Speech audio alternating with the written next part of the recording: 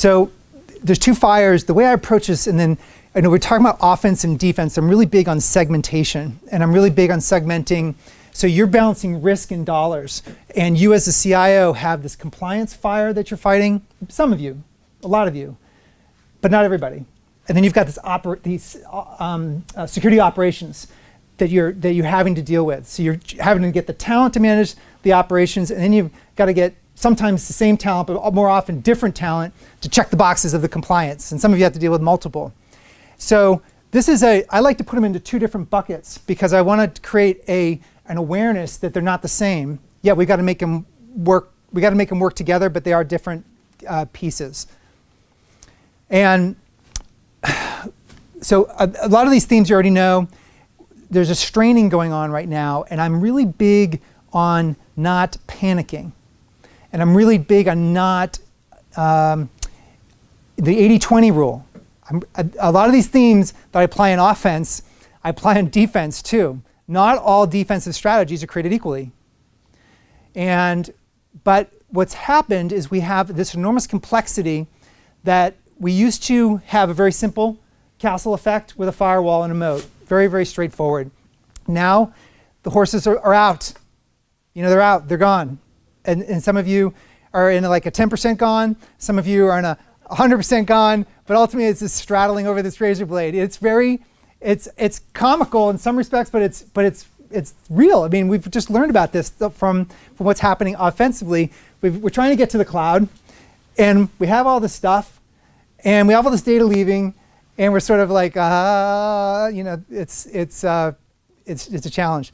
This is the big thing that I'm on a mission to eliminate, is this fragmented decision-making of products.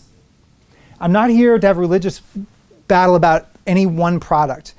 It's not about that, but it's about, there's actually research going on now. CISO magazine did it.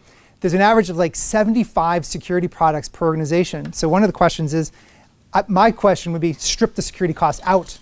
And that's how you build your program. But how do you do that? You've got to really look at the 75 products that you have. This 75 number of security vendors on average with an organization.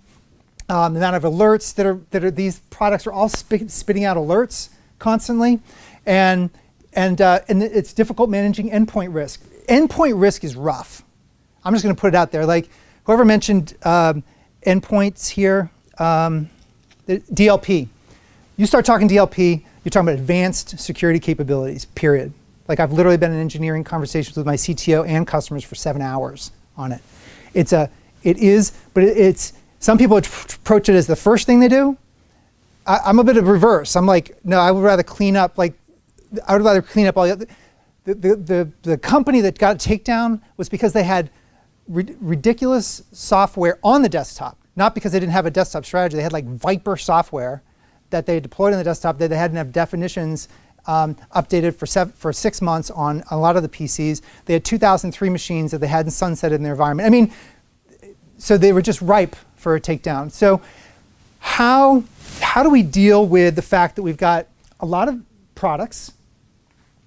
This is a GDPR slide, but it's really not a GDPR slide. It's like there's 750 regulatory bodies, 200 changes per day in those bodies. That's a stunning amount of change.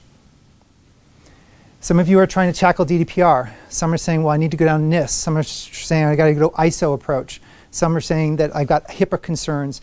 But there's a lot of ping-ponging going on. But there's important decisions have to be made, which ones we're tackling and how we're doing it.